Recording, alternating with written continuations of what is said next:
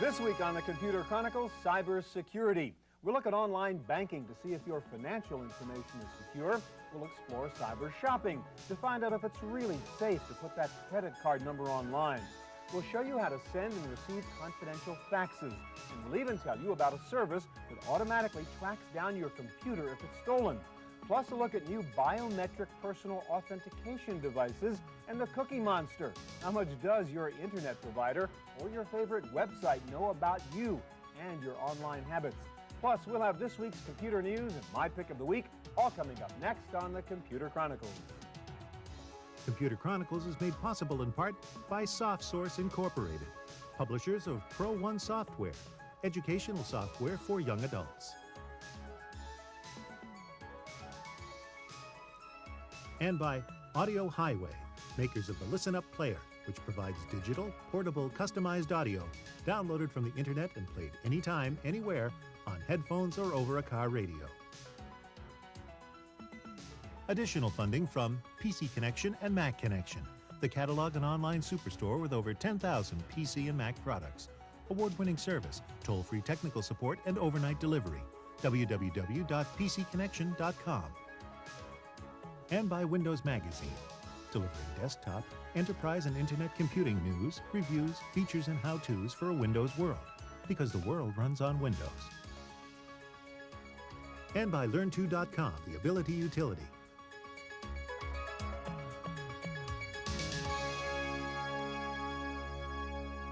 Hi, and welcome to the Computer Chronicles. I'm Stewart Cheifet. Well, the internet is a wonderful thing, but can you trust it? How safe is your personal information, your financial information, the privacy of your email? We're going to try and find out today, and we're going to start with one of the biggest issues of all, and that is the security of financial transactions on the web, and that gets us to home banking and doing your banking online and moving money electronically, Renee. So I want to ask you to do two things. Explain what's the point. Why should I want to do my financial business online? And secondly, how do you assuage my concerns that all my money, all my stuff is out there and hackers can get in and play with it? Okay, well, from the point of view of why would you want to do it, the ease, the convenience, you no longer have to go to a branch, you don't have to pick up a phone, you can sit right at your computer from your fingertips, access your information right from the internet. So you can go out and see your account balances, transactions. Why don't we start and actually do some of that? Okay. I mean, you've got an account set up here, so what can I do if I'm banking online with Wells Fargo? Well, if you come in and go into our online banking area, and to get in, and this addresses your security question, you have to have a secure browser. So you either have to have Netscape Navigator or Microsoft's Internet Explorer. So one of those two browsers to even actually access the information that we're going to go to. Okay. Now, so I need a PIN of some sort to get in here, I take it? Great question. When you come in, you're going to come into our logon screen, and you're going to be putting in your Social Security number, and you're also going to have a unique password, only that you know. And we actually encourage you to change that on a regular basis. So this is our logon screen. You're going to come in, type your Social Security number, and you're going to enter that unique password that I mentioned. And you're going to sign on. And as you sign on, the information then, as you go into your accounts, is all encoded. It's all encrypted. So that information is scrambled, so no one else knows what that information is. It puts it into a numeric format, and then it comes back into meaningful information once you get into the Wells Fargo area. And as you come in, the account number is never displayed in full. Your name is never displayed. So those are another two steps in the security process. So if somebody's looking over your shoulder, they can't steal that information? Right. You can't see the name, and you'll notice that the account numbers are never displayed in full. The last three digits are X'd off. So as you come in, the first piece of information you're going to see is an overview of your accounts. So your checking, savings, credit card balance information. And from there, you can go in and actually see the transaction information. To access our online banking area, you have to have a browser that has 40-bit encryption. Let me ask you a couple of questions on the security. I assume you can do all the normal things, deposit money and pay bills and do all that kinds of stuff. You know, obviously everybody says, don't worry, this stuff is secure. And yet, so then we read a story about some hacker in Germany that figured out you can get inside this stuff. I mean, what do you guys do to test this? I mean, do you hire hackers to try to break in? I mean, people are concerned about this stuff. We do have a security team, and we work very closely, like in the case of working with Netscape and with Microsoft, to ensure that when they release their next version of their software, that we have tested it and made sure that it meets our standards. And if it doesn't meet our standards, then we will not approve it for use. What would happen if something did go wrong, and if somebody got in there and was able to pull money out of an account of mine? Who's liable in that case? We would stand behind it, just as in any transaction, whether you've been to a branch or an ATM or done something over the phone with Wells Fargo, we would stand behind the transaction. And if I'm using something like Quicken or Microsoft Money, is there a way to interface this online banking with that? Yes, you can either go out to our internet site and download the information that I'm going to show you directly into the Microsoft Money or Quicken software. Or if you wanted to, you weren't an internet customer, you could come in and actually connect directly through the software to your And what's it cost me accounts. to do this online banking? Internet online banking access is free. So to go in, see your balances, transactions, and transfer funds is free. Okay. If you want to use our bill pay service, that's $5 a month for unlimited payments. All right, thank you very much, Renee. Well, let's assume you're satisfied that you can do banking safely online. What about shopping? Buying things online by giving out your credit card number? Well, we went to one cyber store to see how they're coping with the problem of making online purchasing secure. Under one roof is a shop in San Francisco's Castro neighborhood with a lofty goal: to provide millions of dollars to AIDS service organizations. The nonprofit store manages to squeeze over 5,000 gift items into a room about the size of a large apartment, with displays that reach to the ceiling. On Valentine's Day this year, Under One Roof decided to expand its display area into cyberspace. A company called InterShop Online came to us and suggested that with no increase in our overhead, we could reach a worldwide audience and still raise money for the fight against AIDS by selling the same items we have here in the store over the internet. With the help of InterShop Communications and CKS Interactive, Under One Roof created an online store with about 50 products. To give customers the option of credit card payment, the store became a cybercash merchant to provide secure online transactions. Obviously, when you talk about security with our product, and especially with electronic commerce, the merchants are always concerned about fraud and the potential lack of control when it comes to purchasing online. We allow the merchant to control it just like any other form of buying, whether it's online or not online. Under One Roof decided to include credit cards through cybercash once they felt secure about transmitting numbers across the net. The next step is convincing customers that it's safe. We have orders that come across all the time using the customer's credit cards, and we can't even access the information without going through passworded functions at the back end because it's all encrypted until it gets to a certain point. So they feel secure. We've not had one customer who's called or emailed us with any concerns. For the Computer Chronicles, I'm Tom Van Horn.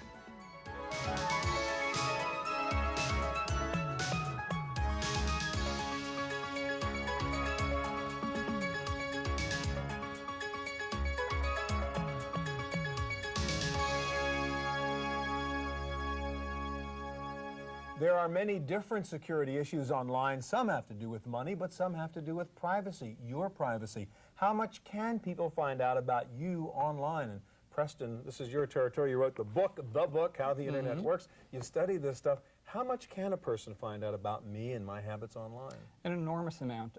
You can be tracked, your activities can be tracked online so that people can know what sites you're So visiting. my mouse clicks, they can just really tail me, basically, know where I go and what I look at. And what your interests It's are. like going through my garbage can. Right, exactly, and but a lot easier and cleaner. Yeah. And in addition to that, they can also look up personal information about you online as well. All right, let's talk about this notion of cookies. A lot of times you're on a website and it says, can I create a cookie for you? What is a cookie and what happens when you create that? A cookie is a little file that's put onto your hard disk by the website, and that is used to identify you to the website.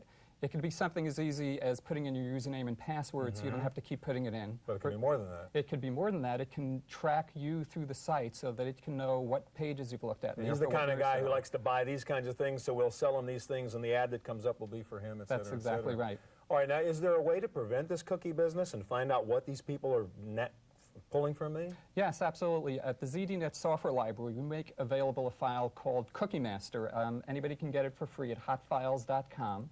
And this file will show you every single cookie on So your these hard are disk. all the cookies that were created on your hard drive. Yes. And a lot of them you probably don't even know they created. Most I didn't. I only know that a few were created. It shows you who put them on there. It gives you some information. It'll also let you delete any of these So I cookies. can get rid of them. It'll let you delete them, and it'll let you, from one central place, say whether or not the cookie should be put on your hard disk. Okay. Now, with this business of sort of click tracking, is there a way to surf the web anonymously so people can't know who I am and what I'm doing? Yes, another way that people track you is by checking their own logs, and they can take a look at your IP address, essentially. right.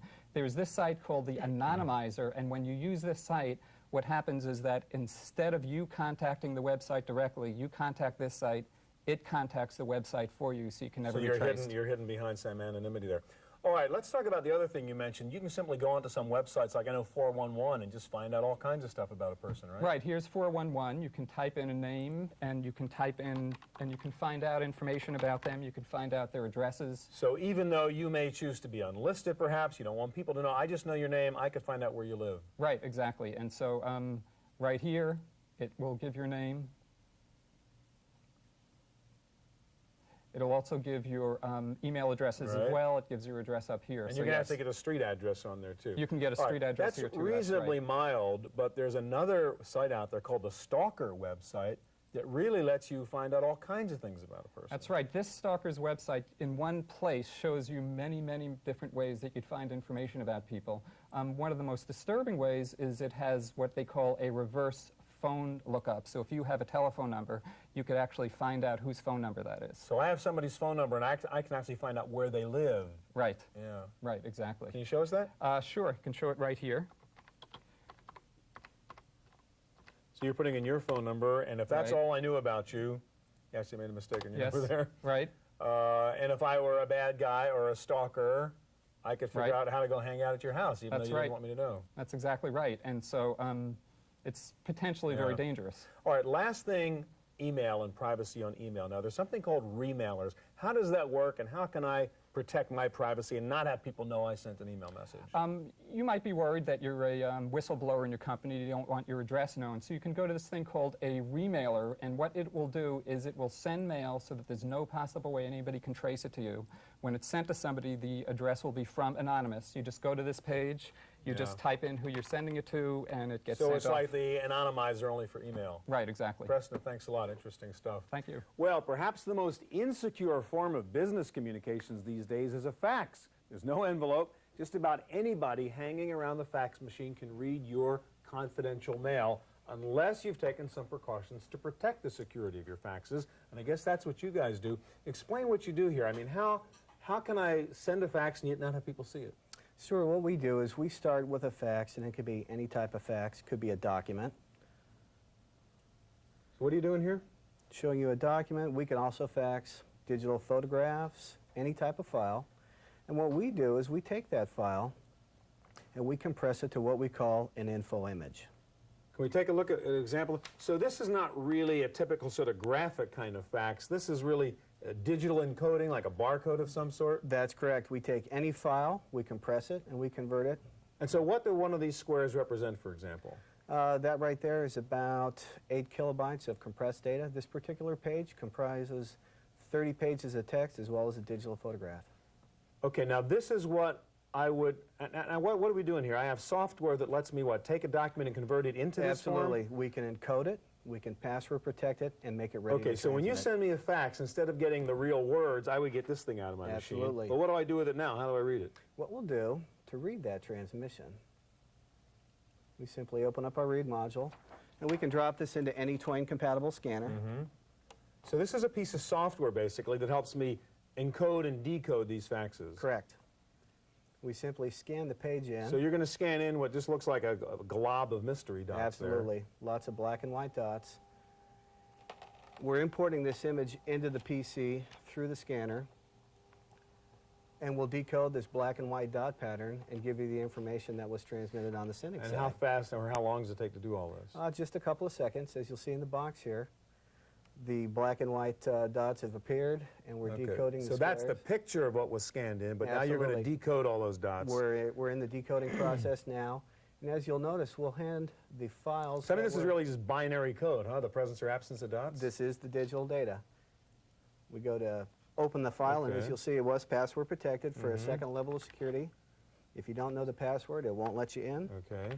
So the guy standing at the fax machine just saw a bunch of dots. Right. But in fact, this is what the fax is. And what we have are the full 30 pages, and again, completely editable. So a couple of things going on here. It's not just a dumb graphic. You didn't even have to OCR it. I mean, That's it's correct. a digital file. And 30 pages were sent in the time it takes to send one page. That's correct. That is very cool. Now, one thing interesting about this, it would seem that this stuff is very fragile. I mean, you got a zillion dots crunched into there. Suppose I lean on it, I put a thumbprint on it, I get ink on it by mistake. What happens? We have very robust error detection and correction. Quite often, documents are corrupted in the transmission process. You just poked a hole through that. and scribble on you it, wrote on top of it. and we can still bring you're that telling me file it'll still back. work? Absolutely. How? With our error correction and detection, we will recreate the file. We'll take that digital pattern, if you will, put it back in line, and deliver you 100% of those original files. Guess I got to see. There's a magic trick now. All right, so you're doing the same thing, scanning the same piece of paper after you wrote on it with a pen and punctured a hole Absolutely. through it. And let's see if this works. And we're handing off the image, and we deliver the files. Again, And that's the password. same scan.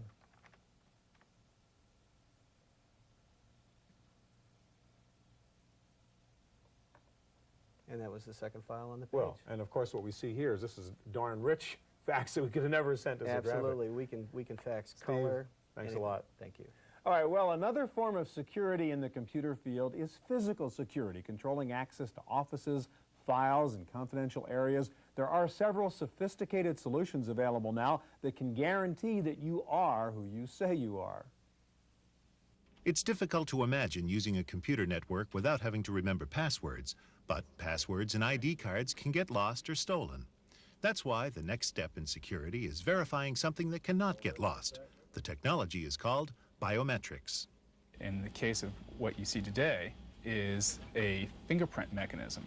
Every individual's fingerprint is unique to that individual. And if you can verify or authenticate the user on the basis of that fingerprint, you are able to increase that level of reliability because that fingerprint only belongs to one individual. The Oracle Corporation, in collaboration with Identix, is adding fingerprint verification to its universal server.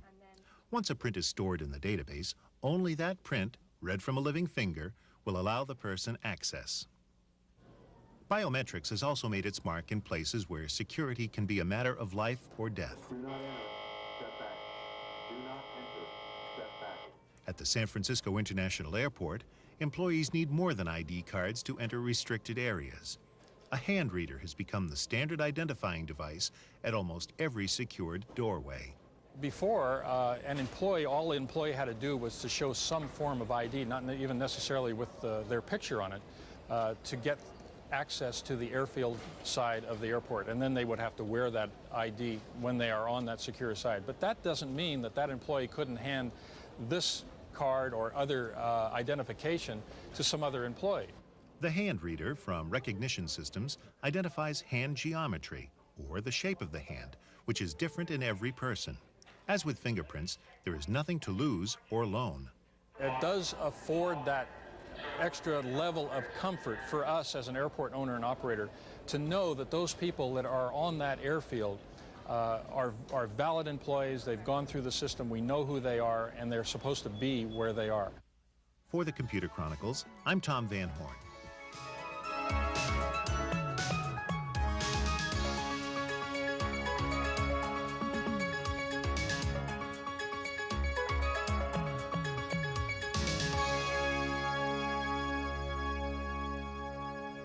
With all our concern over cybersecurity, one of the biggest threats to computer security is that someone will steal your computer and your hard drive and your files. Certainly easy to do these days with everyone running around with laptop computers. And Christian, you saw this, and you invented something called CompuTrace that helps me retrieve and find my stolen computer. Basically, how does it work? Basically, it's an intelligent agent that installs onto the computer below the operating system. And from there, it has control of the system and it uses that control to dial out to our monitoring station on a regular basis and log its location. All right, so let's set up a scenario here. I'm a crook. I've stolen this NEC Versa laptop over here, and we're seeing the output of that coming up on this screen. This computer is actually your sort of headquarters. You're monitoring what's going back at CompuTrace Central, if you will. That's right. All right, now what's actually going on here? I mean, how can you help me find this thing? I'm using this thing, I'm working on a spreadsheet. What's going on underneath? Okay, well, CompuTrace is on this machine, so it's installed at a very low level, and it's monitoring your usage, and it's monitoring access to a phone line. So what happens is it goes into alert mode once it's scheduled to call out, and it finds the modem, connects to our 800 monitoring station, and logs its location. All right, so you're saying secretly, while I'm doing my work here, I don't even know it, this thing is dialing up, logging in, and calling you and saying, by the way, here's the number I'm calling from? That's right. Can you show us actually what that would look like? I know normally the thief can't see that, but I mean, if I were the owner, to be able to monitor the status of what's going on. Okay, well, we have the CompuTrace Manager software, and that is used to display the status of the information of CompuTrace and to install it as well. So once I load this up. All right, so again, this would just, again, the crook can't see this, obviously. That's right. He doesn't know the password. He doesn't even know the stuff is in there. That's right. But even if he knew the stuff was in there, he can't get rid of it, right? Because you've got it buried real deep down. That's right, and it protects itself from format. So if you reformat the hard disk and reinstall the operating system, let's say, it would still be on Still be there. Okay, so what's really going on now on the stolen laptop? Okay, so I'll show the status of CompuTrace here, and it shows that it's installed on the system and it's in memory and it's active, and it shows that the last time it called out is at 12:40, and it shows the next call date as well. So at the moment, this is programmed to call home every minute. That's and right. report where it is. Normally, it might be what? Once a week. Right, once a week or once a day or whatever. That's right. Okay, now, so it's now called you. Now let's go over to the other screen, which is what you're seeing at your headquarters computer, where the stolen laptop is reporting in. And what are we seeing here? Okay, well, I'll refresh the display. So this shows the call history of this machine. As you can see over here, this is the electronic serial number that identifies the machine. And here are the phone numbers where it's called out from. So if we scroll down to the most recent call tracking, we'll see that it called out at 12:40, and we see that there's the phone number where it's called out from. So we're tracking the location of the computer in real time. Okay, so my computer gets stolen. I call you guys at CompuTrace and say my computer's been stolen. Next time it calls in, tell me where it is. That's right. And you can then say, hey, here it is. It's at 415, blah, blah, blah. Let's figure out where that phone number is. That's where the thief is. That's right. Where the computer is. That's right. Once the computer's stolen, the user would call us up and would report it stolen. Yeah. And then that allows us to react in real time, notifying the police of the location of that computer. It's very clever. I mean, really, this is a friendly virus you put inside the machine, right? That's right. It does things sneakily that happen to be good. Yep, to protect your ownership of the computer. Quickly, any success stories in which you really have found some stolen computers? We've had a couple thefts, and we've had a couple recoveries. The most recent one was a producer of a rock star, and their computer was stolen, and we recovered it about 5 days later in a small town 300 So miles basically, I from buy the location. software and then pay you so much per year to provide the service. That's right. Thank you very much. Okay. Now for this week's Random Access Report and a special look at personal computing tips. Usually when we launch applications, we double-click on an icon that launches that application. But there's another way. By clicking on the Start menu and selecting Run, we can launch applications from what's called the Run command dialog. I'll type in Notepad and hit Enter, and the Notepad application just launches. It's that simple. But the Run command dialog is useful for a whole bunch of things. One of which is that in Windows 95, sometimes you don't know where on your hard disk a file is. For example, it's hard to tell from looking at these icons where they exist on my hard disk.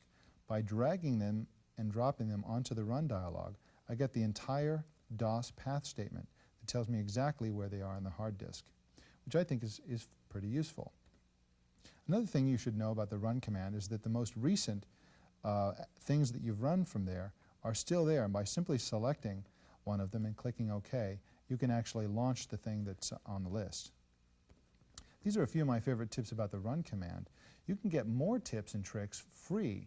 In fact, they're already on your hard disk, and we can look at them through the Run command. There's a text document called tips.txt in your Windows directory. By putting the following statement into your Run command and clicking Enter, you bring up this in Notepad, and it's a whole document full of tips and tricks from Microsoft, the people who wrote Windows. It's pretty good stuff.